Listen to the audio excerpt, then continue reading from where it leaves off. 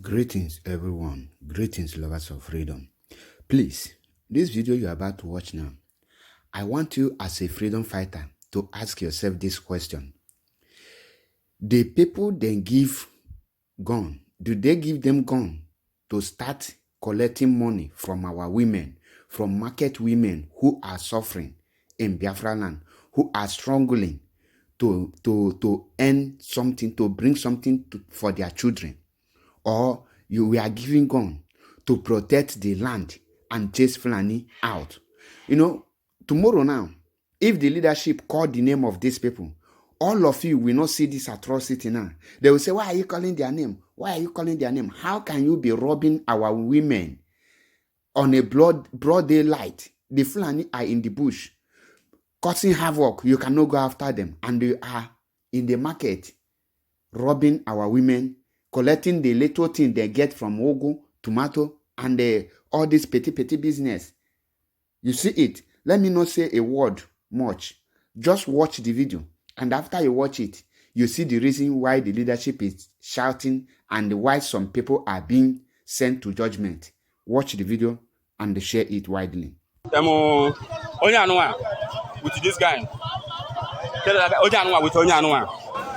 But I didn't buy another come 1 year ago. I push him now. Has not biggie did I put one biggie. I no now biggie. Now biggie did how in a couple 1 year ago near my hand. I do one biggie who send the Aston go into a digger. I'm more hallucinating a crew.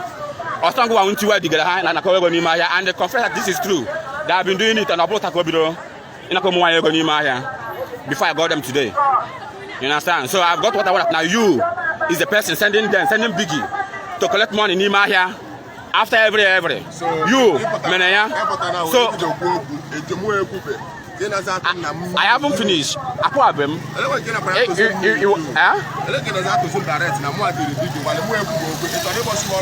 Wait, Ablamboshano. Biggie Satangua. Did you?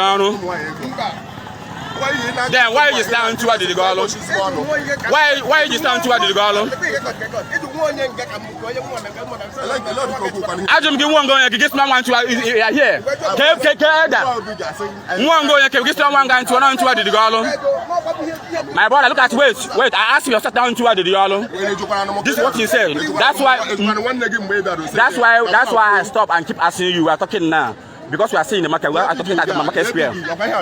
Then Biggie are confirmed that now Biggie is simple. Biggie confirmed that now always, but you have said Biggie was put down to the Galo.